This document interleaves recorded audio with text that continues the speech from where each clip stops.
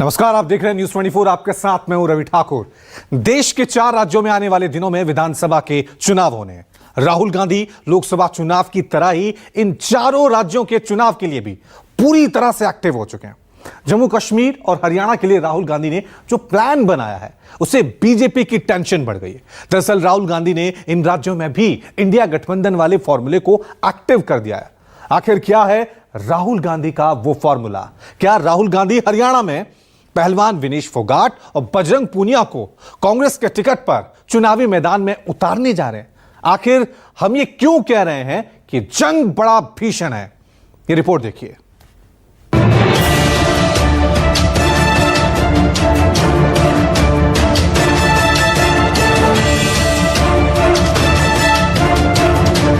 हमने नरेंद्र मोदी को साइकोलॉजिकली उड़ा दिया है।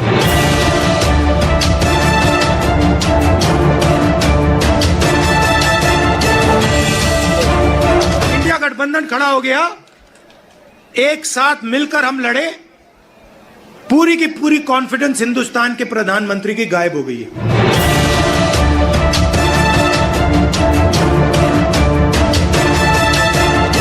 पहले नरेंद्र मोदी जी छाती फैला के आते थे, अब नरेंद्र मोदी जी ऐसे आते हैं। राहुल का इंडिया प्लान दिलाएगा राज्यों में कमान।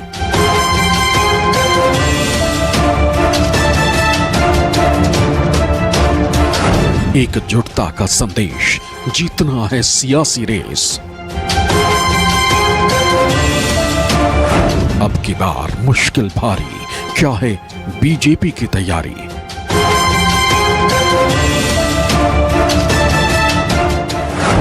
जम्मू कश्मीर, हरियाणा, महाराष्ट्र और झारखंड, देश के ये 4 राज्य इस वक्त सियासत के केंद्र में हैं, क्योंकि चारों राज्यों में आने वाले दिनों में विधानसभा के चुनाव होने। लिहाजा तमाम सियासी स्टेक होल्डर्स पूरी तरह से एक्टिव हो चुके हैं। चारों ही राज्यों के लिए सियासी दल अपने अपने हिसाब से रणनीतियां बनाने में जुट गए हैं। खासकर कांग्रेस, जिसके चुनावी अभियान की कमान खुद राहुल गांधी ने संभाल रखी। लोकसभा चुनाव में मिली जबरदस्त सफलता के बाद राहुल गांधी इस वक्त पूरी तरह से एक्टिव हैं। किसी भी राज्य में चुनाव जीतने में राहुल गांधी किसी भी तरह से कोई कोर कसर नहीं छोड़ना चाह रहे। चाहे वो जातीय समीकरण हो या स्थानीय मुद्दे हो या गठबंधन हो या फिर व्यक्ति विशेष। इसी कड़ी में राहुल गांधी ने पहलवान विनेश फोगाट और बजरंग पुनिया से मुलाकात कर एक बड़ा संदेश दे दिया है। विनेश फोगाट और बजरंग पुनिया हरियाणा से ताल्लुक रखते हैं। दोनों पिछले कई दिनों से सुर्खियों में। पहले अटकलें लगाई जा रही थी कि विनेश फोगाट और बजरंग पुनिया कांग्रेस के टिकट पर विधानसभा का चुनाव लड़ सकते हैं, लेकिन अब राहुल गांधी से दोनों की मुलाकात की इस तस्वीर ने लगभग सब कुछ साफ कर दिया है। इस तस्वीर को देखकर अंदाजा लगा सकते हैं कि राहुल गांधी के लिए ये दोनों खिलाड़ी इस बार के चुनाव में कितनी अहमियत रखते हैं। ऐसे में अब माना जा रहा है कि विनेश फोगाट और बजरंग पुनिया का कांग्रेस के टिकट पर हरियाणा विधानसभा का चुनाव लड़ना लगभग तय हो गया है। हालांकि अभी तक कोई औपचारिक ऐलान नहीं हुआ है। 32 नामों में क्या विनेश फोगाट और बजरंग पूनिया है? कोई सब कमेटी बनी है? उसमें विनेश फोगाट या बजरंग पूनिया का नाम नहीं है। उसके बारे में भी मैं समझ रहा हूँ परसों तक कोई क्लैरिटी हो जाएगी। कांग्रेस की ओर से भले ही अभी कोई आधिकारिक ऐलान ना किया गया हो, लेकिन सियासी गलियारों में चल रहे कयास के मुताबिक विनेश फोगाट को दादरी से टिकट दिया जा सकता है। वहीं बजरंग पुनिया पादरी से टिकट मांग रहे हैं, लेकिन कांग्रेस इस सीट की जगह उन्हें किसी जाट बहुल सीट से उतारने का प्लान कर रही है। पिछले कुछ महीनों का घटनाक्रम देखें तो पता चलता है कि कांग्रेस शुरू से ही इन दोनों पहलवानों को अपने साथ लाने की कोशिश में रही। इनके आंदोलन के समय से लेकर हाल ही में खत्म हुए पेरिस ओलंपिक तक कांग्रेस न सिर्फ विनेश फोगाट के साथ खड़ी रही, बल्कि खुद राहुल गांधी समय समय पर उनसे बात करते रहे। यही नहीं, जब विनेश पेरिस ओलंपिक से वापस लौटे तो उन्हें रिसीव करने कांग्रेस सांसद और राहुल गांधी के काफी करीबी माने जाने वाले दीपेंद्र सिंह हुड्डा खुद एयरपोर्ट पर पहुंचे थे। पूर्व मुख्यमंत्री भूपेंद्र सिंह हुड्डा विनेश को राज्यसभा भेजने तक की बात कह चुके हैं। ऐसे में सवाल उठता है कि आखिर विनेश फोगाट और बजरंग पुनिया को अपने साथ कांग्रेस क्यों लाना चाह रही है, तो इसका जवाब है जातीय समीकरण। दरअसल विनेश फोगाट और बजरंग पुनिया जाट समाज से आते हैं। जाट, जिसे हरियाणा की सियासत का गेम चेंजर माना जाता है। राज्य की आबादी में लगभग 25% की हिस्सेदारी जाट वोटर रखते हैं। प्रदेश के 90 विधानसभा क्षेत्रों में से तकरीबन 40 में जाटों की स्थिति बेहद मजबूत है। इसके अलावा लगभग 17 सीटों पर उन्हें नजरअंदाज भी नहीं किया जा सकता है। इसलिए कहा जाता है कि जिसके जाट उसकी ठाठ। और ये जाट वोटर पिछले कुछ समय से बीजेपी से नाराज चल रही, जिसका पूरा फायदा इस बार के विधानसभा चुनाव में कांग्रेस उठाना चाह रही। हरियाणा जो है वो किसान और खिलाड़ी और यूथ, इनका एक मिक्सचर है। यानी इन तीनों वोट बैंक को कैसे आकर्षित किया जाए, उसका एक कहा जाए फार्मूला उन्होंने तैयार कर रखा है। राहुल गांधी अगर पहलवानों को साथ लाने की बात कर रहे हैं, तो पहलवान भी खिलाड़ी हैं, और जब खिलाड़ी मैदान में उतरता है, चाहे वो उसके खेल का मैदान हो या राजनीति का मैदान हो, पैमाने दोनों के भले ही अलग अलग हों, लेकिन वो जीतने की नीयत से मैदान के अंदर उतरता है। पिछले विधानसभा चुनाव के नतीजे देखें तो 90 सीटों वाली हरियाणा विधानसभा में इस वक्त बीजेपी का दबदबा है। 2019 के चुनाव में बीजेपी तत्कालीन मुख्यमंत्री मनोहर लाल खट्टर के नेतृत्व में अकेले सभी सीटों पर लड़ी थी, जिसमें से 40 सीटों पर जीत दर्ज करने में कामयाब रही थी।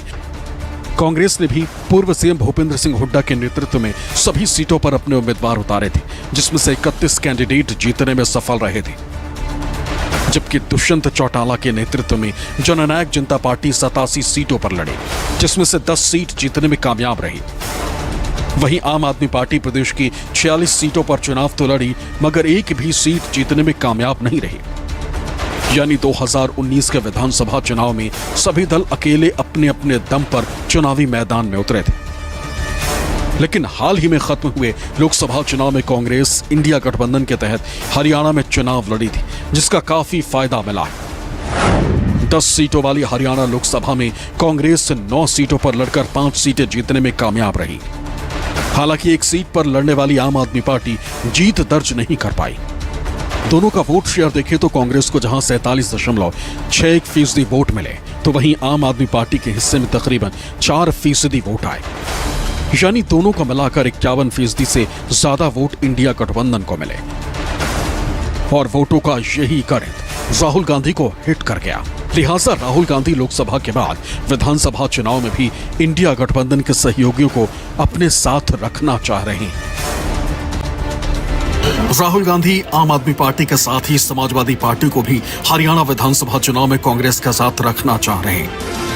दिल्ली में हुई कांग्रेस की केंद्रीय चुनाव समिति की बैठक में राहुल गांधी ने इस पर प्रदेश के नेताओं से चर्चा करने के साथ ही सीट शेयरिंग का भी फॉर्मूला सुझाया। सूत्रों के मुताबिक कांग्रेस आम आदमी पार्टी को 3 से 5 और 1 सीट समाजवादी पार्टी को देकर एक साथ चुनाव लड़ना चाहती है। हालांकि सीट शेयरिंग को लेकर फिलहाल दोनों दलों के बीच बातचीत चल रही है। सीट शेयरिंग पर आखिरी मोहर क्या लगती है? हरियाणा के विधानसभा चुनाव में आम आदमी पार्टी कांग्रेस के साथ कितनी सीटों पर चुनावी मैदान में उतरेगी, ये औपचारिक ऐलान के बाद ही पता चल पाएगा। लेकिन इतना साफ है कि राहुल गांधी लोकसभा चुनावों के बाद इंडिया गठबंधन के अपने सहयोगियों को इकट्ठा रखना चाहते हैं, ताकि हरियाणा में भारतीय जनता पार्टी को हैट्रिक लगाने से रोका जा सके। ऐसे में सवाल उठता है कि क्या वाकई में इससे कांग्रेस को फायदा होगा? हरियाणा में कांग्रेस को फिलहाल किसी बैसाखी की जरूरत नहीं है। आम आदमी पार्टी का हरियाणा में अगर कहा जाए अभी बहुत ज़्यादा जनाधार नहीं है। आम आदमी पार्टी अभी प्रयास कर रही है हरियाणा में अपने पैर फैलाने की, एक तरह से ये कहा जाए कि अपनी पार्टी की उड़ान भरने की, ताकि 90 की 90 विधानसभा के क्षेत्रों में उनकी पहुंच बन सके। दूसरी तरफ जो समाजवादी पार्टी है, समाजवादी पार्टी का हरियाणा में आज की डेट में बिल्कुल भी कोई आधार नहीं है। और समाजवादी पार्टी अगर इस तरह से कोई क्लेम करती है, सीटों को मांगती है, तो निसंदेह अब इंडी गठबंधन ये तय करेगा कि क्या करना है क्या नहीं करना। लेकिन एक बात अहम है कि कांग्रेस ऐसा परिदृश्य पैदा कर देगी कि कांग्रेस बैसाखियों पर चुनाव लड़ रही है, कांग्रेस अकेले अपने दम पर चुनाव लड़ने में गुरेज कर रही है। ऐसा नहीं है कि सिर्फ कांग्रेस अपनी रणनीति को धार देने में जुटी है। बीजेपी भी हरियाणा चुनाव के लिए अपनी कमर कस रखी। पार्टी का दावा है कि अब की बार जीत की हैट्रिक जरूर लगेगी। विधानसभा चुनाव 2024 में हरियाणा प्रदेश में भारतीय जनता पार्टी की स्पष्ट बहुमत की सरकार बनेगी।